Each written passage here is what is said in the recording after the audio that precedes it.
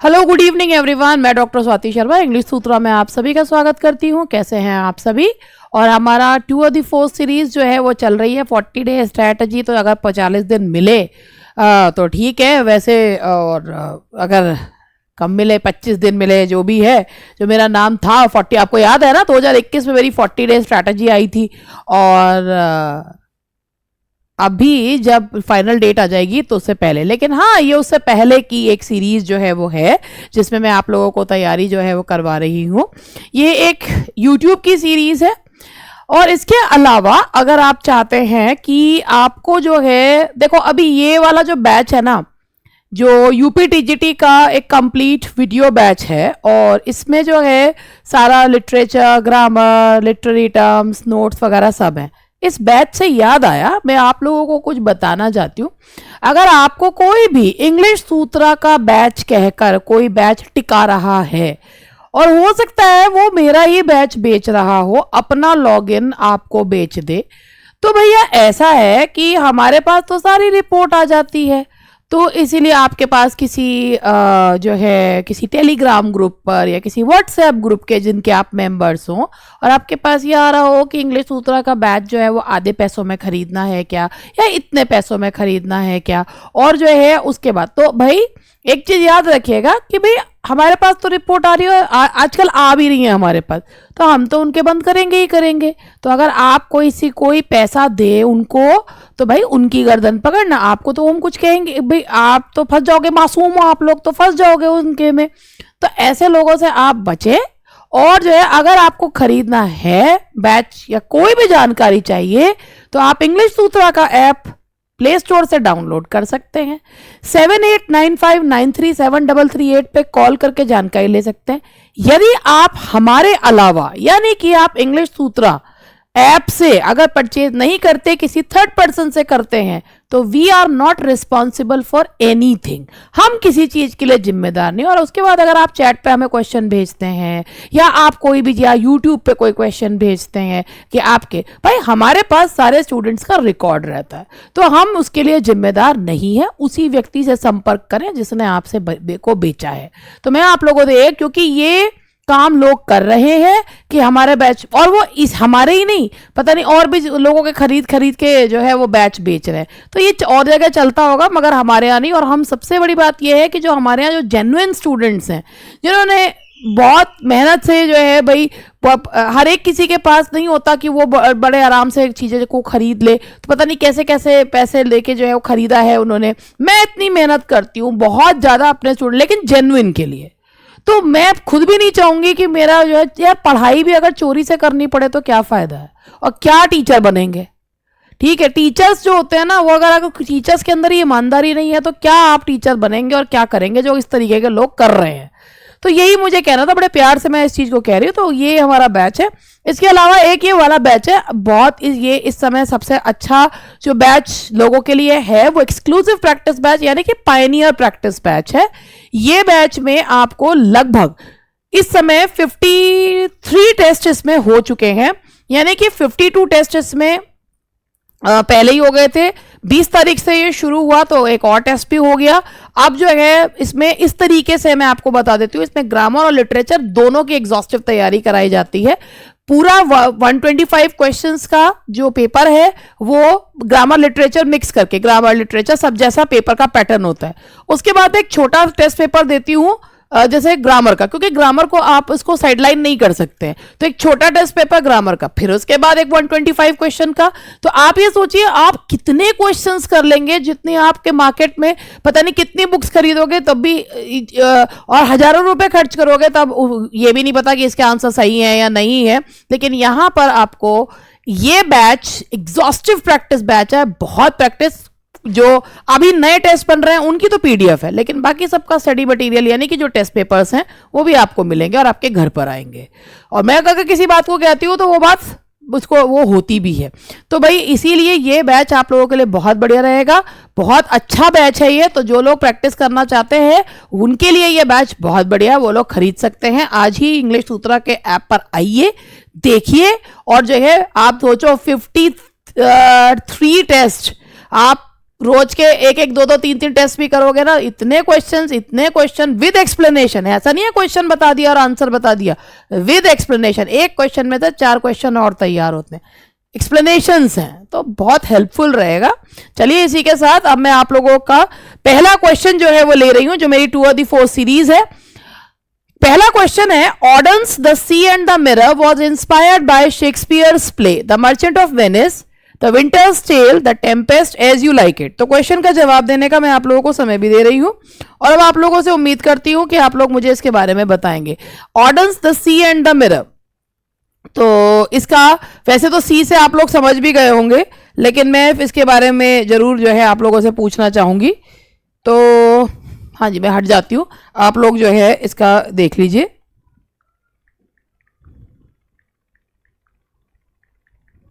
और इस पहले क्वेश्चन का आंसर है, पहले द ऑर्डन की ये जो है पोयम शेक्सपियर के टेम्पेस्ट पे एक कमेंट्री है। This is a commentary on Shakespeare's Tempest. ये जो ऑर्डन की पोयम है, this is a commentary on Shakespeare's the Tempest. ठीक है जी। और इसका जो सबटाइटल है वो यही है, Auden's the sea and the mirror, a commentary on Shakespeare's the tempest. ये एक लॉन्ग पोयम है, W.H. ऑर्डन के द्वारा लिखी गई 1942 से 44 में और पब्लिश हुई थी 44 में। और ऑर्डन ने कहा था कि ये जो मेरी वर्क है, इट्स माय आर्स पोएटिका, यानी कि ये मेरा जो है ये वर्क जो है मेरा अपने आप में एक आर्स पोएटिका कहा था उन्होंने इसे। और जिसे माना जाता है कि शेक्सपियर का आर्स पोएटिका था, उसी मतलब टेम्पेस्ट जो है तो वो उन्होंने इस पोयम को अपना आर्स पोएटिका जो है कहा है। ये poem series of dramatic monologue है, ये सीरीज ऑफ ड्रामेटिक मोनोलॉग है ये पोयम में। तो दैट इज, जिस तरीके से टेम्पेस्ट जो है वो शेक्सपियर का one of the best plays में से एक है, और पोयम जो है एक उससे शुरू होती है, एक प्रीफेस से जो है वो शुरू होती है। चलिए आगे बढ़ते हैं। और आर्स पोएटिका लैटिन फ्रेज है, द आर्ट ऑफ पोइट्री। इसे ऑर्डन ने अपना आर्स पोएटिका कहा जैसे कि टेम्पेस्ट उनकी आर्स पोएटिका है, ऐसे ही ये मेरा आर्स पोएटिका है। ठीक है जी। चलिए आगे बढ़ते हैं। The next question is, in which play of Shakespeare the following monologue occurs? See where she comes, apparelled like the spring. Macbeth, The Merry Wives of Windsor, Pericles या Antony and Cleopatra। तो आप लोगों को एक चीज पता होगी कि पहले मैं इसका आंसर दे देती हूँ। इसका आंसर है पेरिकल्स। शेक्सपियर ने जब प्ले लिखे थे तो ये जो पेरिकल्स प्रिंस ऑफ टायर है, ये उनके जो फोलियो एडिशन आया था उसमें शामिल नहीं हुआ था। 36 प्लेस के साथ उनका फोलियो एडिशन जो है वो पब्लिश हुआ था। A carol is a type of carol, जैसे क्रिसमस कैरल्स होते हैं, तो वो होते क्या है? कैरल जो है वो है क्या? तो कैरल जो होते हैं वो एक टाइप के लिरिक होते हैं। कैरल्स क्या होते हैं? वो लिरिक होते हैं। ये आपका लिटरेरी टर्म का क्वेश्चन है। Hamlet is a tragedy of, अगर हम बात हैमलेट की करें तो सभी को हैमलेट के बारे में मोस्टली चीजें जो है वो सारी ही पता है, फिर भी मैं आप लोगों को 2-3 पॉइंट्स जो हैं वो बताना चाहूंगी हैमलेट के बारे में। 2 मिनट का टाइम मुझे दीजिएगा।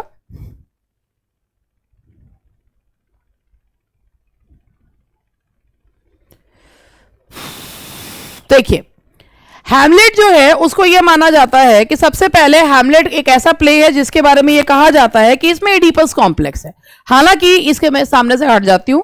इनडिसिसिवनेस या जो है एम्बिशन, लव या जो है दैट इज जेलसी। तो मैं आपको इसके जो इनका 4 ग्रेट ट्रेजेडीज है उनकी, होकम जिसे कहते हैं, हैमलेट, ऑथलो, किंग लियर एंड मकबेथ। और जो है अगर हम हैमलेट के बारे में बात करें तो ये एक ट्रेजेडी ऑफ इनडिसिसिवनेस है। ठीक है जी। और इसके बारे में एक, अगर हम इसको, ये इनडिसिसिवनेस है, इस पे जो है मूवी भी बनी है, दैट इज हैदर।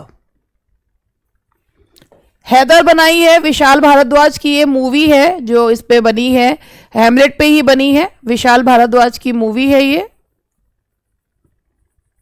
थोड़े से अलग चीजें भी पता होनी चाहिए। तो विशाल भारद्वाज ने हैदर मूवी जो है वो इसी पर आधारित है। और the tragedy of Hamlet Prince of Denmark, ये इसका कंप्लीट टाइटल है। और ये शेक्सपियर का लॉन्गेस्ट प्ले है। शेक्सपियर की शॉर्टेस्ट ट्रेजेडी जो है वो मकबेथ है, लेकिन shortest play comedy of errors है। अच्छा चलिए और बात करते हैं। तो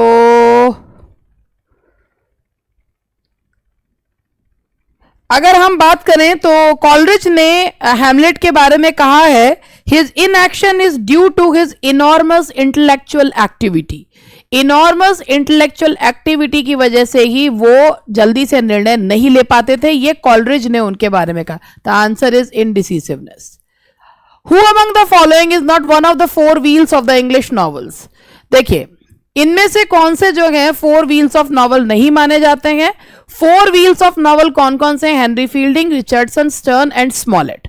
तो जो इसमें फोर व्हील्स ऑफ नॉवल में नहीं आते हैं वो स्कॉट हैं। स्कॉट को हालांकि फादर ऑफ हिस्टोरिकल नॉवल जो है, सर वॉल्टर स्कॉट को फादर ऑफ हिस्टोरिकल नॉवेल्स कहा जाता है। वेवरले नॉवेल्स हैं इनके, father of historical novels.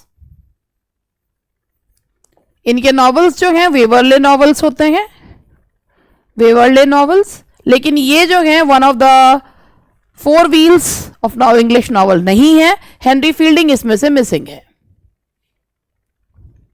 Synonym of consequences, consequences का सिनोनिम इसमें से कौन सा है? सामने देखते ही आपको समझ में आ गया होगा। And the answer is result. ठीक है, परिणाम।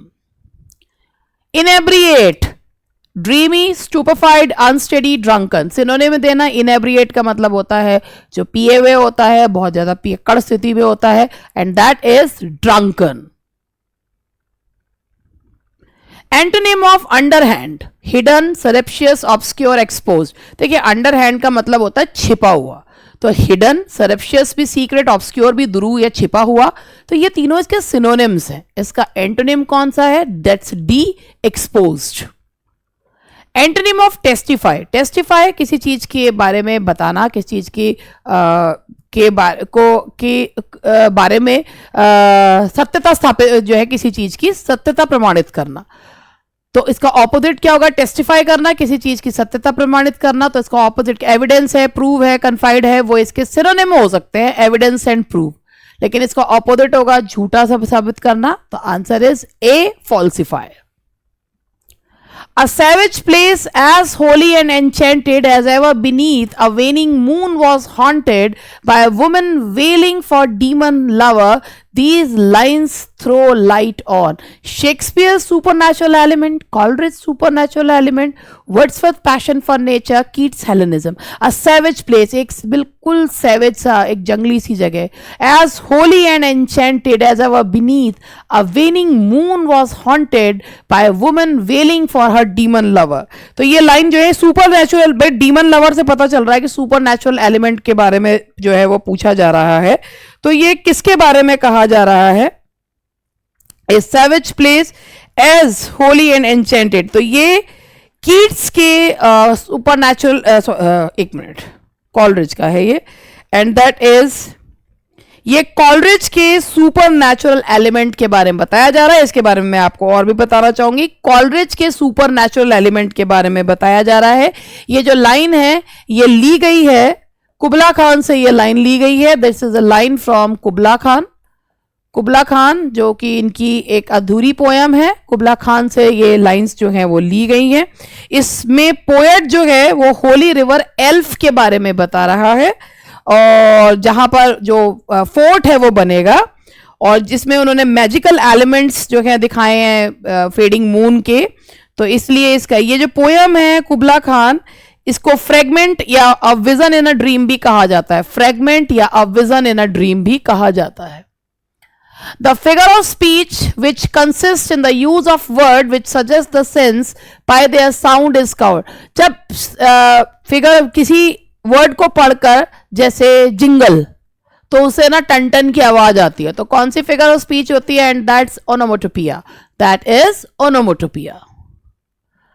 अ क्रोनिकल प्ले इज, क्रोनिकल की स्पेलिंग गलत है, इसमें बुक में भी गलत थी, CHROCILE होना चाहिए, क्रोनिकल CHRONICLE होना चाहिए। तो क्रोनिकल, क्रोनिकल का मतलब क्या होता है? जो समय, टाइम बताए, क्रोनो मतलब होता है टाइम, टाइम बताए तो उसे वो कहते हैं। तो क्या होगा इसमें? अ play dealing with some historical facts and personage, a play enjoyed in private not on stage, a play having sad ending, all of these। तो क्रोनिकल प्ले जो होता है यानी कि जो हिस्टोरिकल फैक्ट्स, क्रोनिकल प्ले से ही जो आए थे हिस्टोरिकल प्लेज आए थे। Mention the age in which chronicle play reached its culmination, यानी कि जेनिथ पे पहुंचे थे, वो कौन सी एज थी? नियो क्लासिकल, एलिजाबेथन, मॉडर्न या रोमांटिक? जैसे मैंने अभी आपको बताया कि शेक्सपियर ने हिस्टोरिकल प्लेज क्रोनिकल प्लेज से ही प्रभावित होकर लिखे थे, तो ये था, that is Elizabethan age. Which of the following is not an example of closet play? Closet play का मतलब क्या होता है? अ play which is meant for reading and not for performance. तो ये जो है जो पढ़ने के लिए होता है और स्टेज पे परफॉर्म करने के लिए नहीं होता। सैमसन एगोनिस्टिस मिल्टन का वो प्ले है जो मिल्टन का ऑटोबायोग्राफिकल प्ले है, जिसमें बिगनिंग है, एंड है, मगर मिडल नहीं है, जिसके थ्रू मिल्टन जो है वो ग्रेविटी ऑफ ग्रीक ट्रेजेडी वापस लाना चाहते थे। तो वो मिल्टन का प्ले, ये एक क्लोजेट ड्रामा है। प्रोमेथ्यूज अनबाउंड, ये एक क्लोजेट ड्रामा है। एटलांटा इज जो है एक, ये भी क्लोजेट ड्रामा, लेकिन गॉल्सवर्दी का जस्टिस जो है वो क्लोजेट ड्रामा नहीं है। इसके बारे में तो ये कहा जाता है कि जब इसे दिखाया गया था तो सॉलिटरी कन्फाइनमेंट का कॉन्सेप्ट भी चेंज किया गया था। The answer is Galsworthy's justice.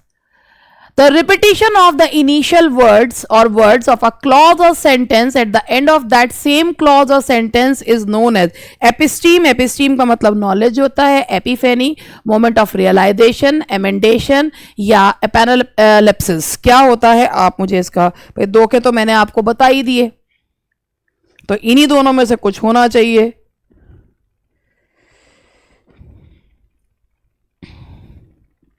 देखिए इसका एग्जाम्पल है एपेनालेप्सिस, जो है इसका आंसर है एपेनालेप्सिस, और विद एग्जाम्पल मैं आप लोगों को बता रही हूं।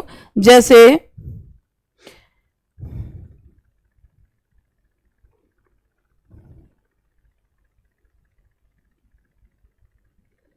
the repetition of the initial words of a clause or sentence at the end of that same clause, यानी कि जो रिपीटिशन है, जैसे ये वाला है शर्मन एलेक्सी का है, I know I know I know I know I know I know,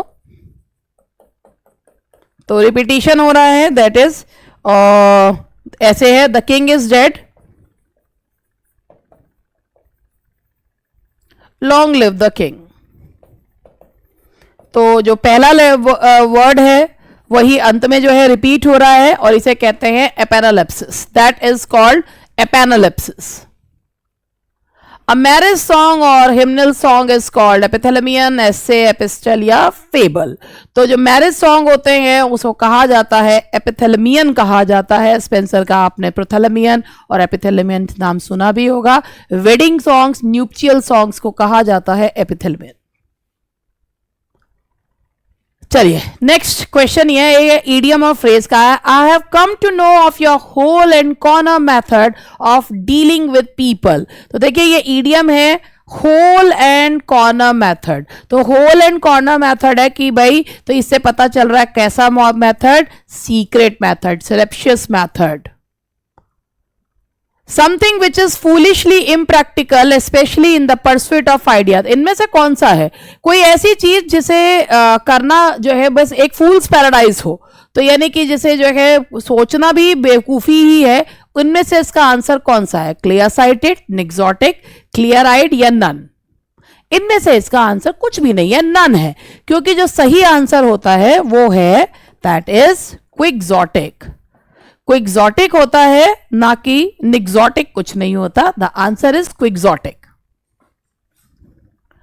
one who behaves amorously without serious intent, कि जो किसी के साथ, हर एक किसी के साथ जो है बहुत ही जो एमोरसली जो है वो बिहेव करते हैं, मगर किसी के प्रति भी वो सीरियस नहीं होते। कोर्टली, फ्लर्ट, फ्लिपेंट या फ्रिवलस। तो देखिए भाई ऐसा है, इसका आंसर जो है अगर आपको फ्लिपेंट लग रहा है तो फ्लिपेंट का मतलब होता है नॉट शोइंग रिस्पेक्ट, ठीक है।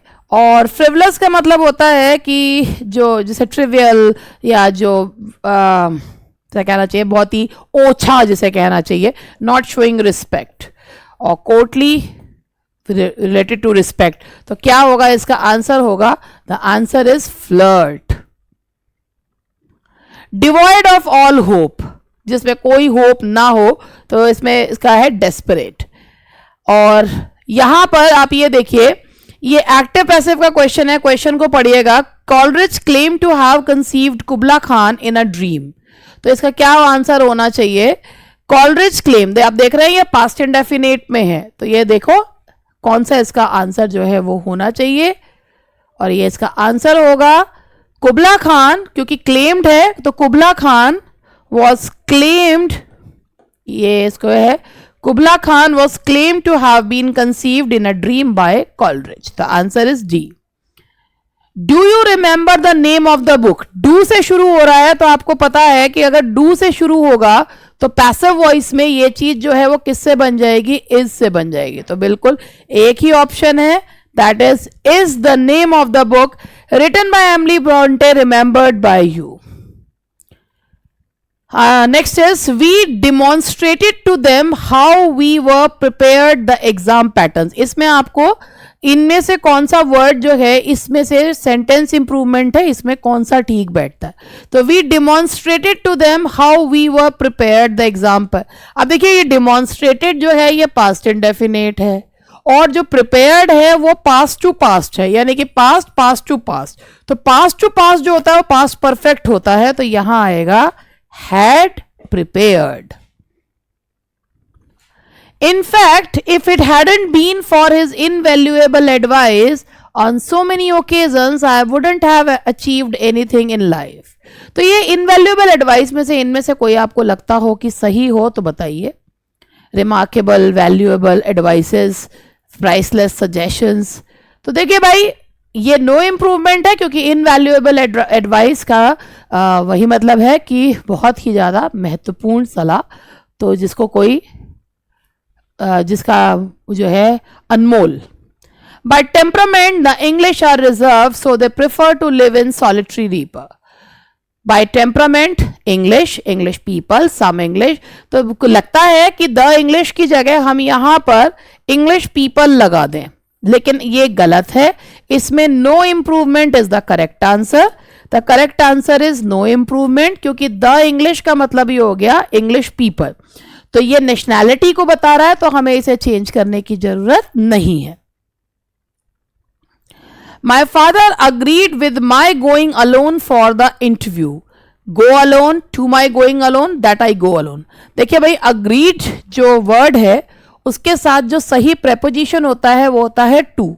माई गोइंग ये जो है ये पार्ट ऑफ स्पीच है आपका जेरेंड, ठीक है। माई गोइंग अलोन, और जेरेंड और नाउन के पहले ये पॉजेसिव एडजेक्टिव लगता है, तो ये माई पॉजेसिव एडजेक्टिव, और ये पार्ट ऑफ स्पीच है आपका gerund. And that's all for today. तो ये था आज का सेशन। आई होप कि ये सेशन छोटे छोटे सेशंस हैं। मेन सेशंस तो मेरा तभी स्टार्ट होगा, ये भी है कि भाई आपका भी इसे तैयारी करते चलिए। मेन सेशन तभी स्टार्ट होगा जब आप लोग जो है वही 30 डे, 20 डे या 40 डे या 50 डे जो भी स्ट्रैटेजी होगी वो आपकी जब एग्जाम डेट। खैर तैयारी करिए और अच्छे से तैयारी करिए। अब जो समय है वो स्मार्ट तैयारी करने का है। पढ़ तो आप बहुत समय से लिए, 2.5 साल हो गया पढ़ते हुए। नाउ इट्स टाइम कि आप जो है टू होन योर स्किल्स। तो आप स्किल होन करने के लिए the more you practice the more you gain.